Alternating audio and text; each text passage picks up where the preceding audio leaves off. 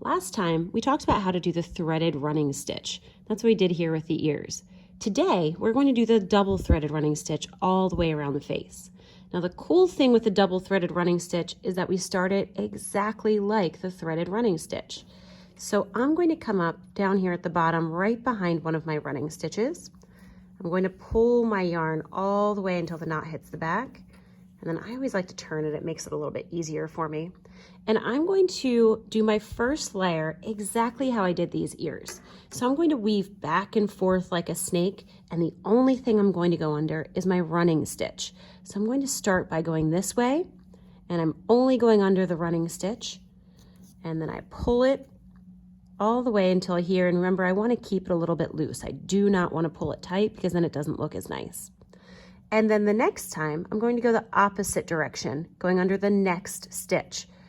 So I'm going to pull this way, making sure that I keep it nice and loose. And then I'm going to keep going back and forth just around this outside, like that. And if you notice, I'm never going under the burlap. I'm staying right on top of the burlap for this stitch.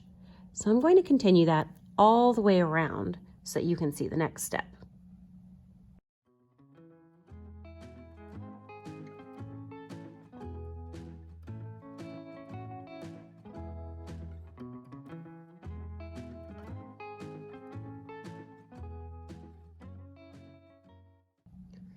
Now when I finish with this, just like with the ears, I'm just going to take my needle and go down to the bottom and then tie a knot on the backhand or the back side.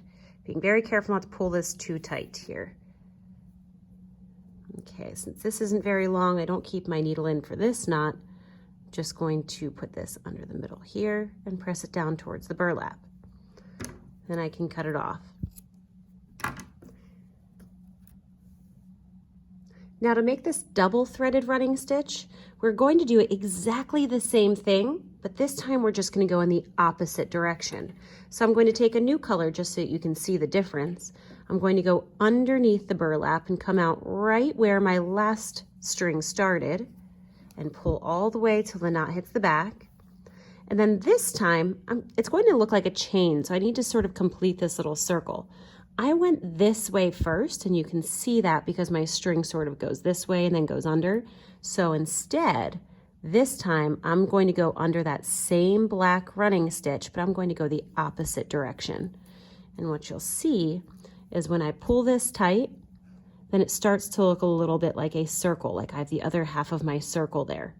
If you have two that go the same way, it means you may have done it wrong and you have to just put it back under and take it out. But this is what we're looking for. So now that I've gone this way, I'm going to go back the opposite way. And the only string I'm going under, again, is my running stitch. So for me, that's this black stitch right here. And I'm going to pull it, but I don't want it to be too tight. And then I'm going to go the opposite direction again, just under that black running stitch. And then under the next one again, going the opposite way. And I always want to make sure that I'm not skipping any. I want to make sure I'm going under each running stitch as I go and that I'm not pulling too tight. And what you end up with, like I said before, is something that looks a little bit like a chain wrapped around this black running stitch. So I'm going to go ahead and work on that. Now I wanted to show you what a mistake might look like. Here, under this running stitch, I went from left to right. I went this way. And then when I did the next one, I went the same direction a second time. And what happened is both of my strings are on the wrong side now, or both of my strings are on the same side. And we don't want that to happen because then that doesn't form a chain. So if that happens to you, you can either get my attention or you can just use your string and go back under the running stitch to pull it out and make sure you go the correct way the next time. There we go. That's back to a chain.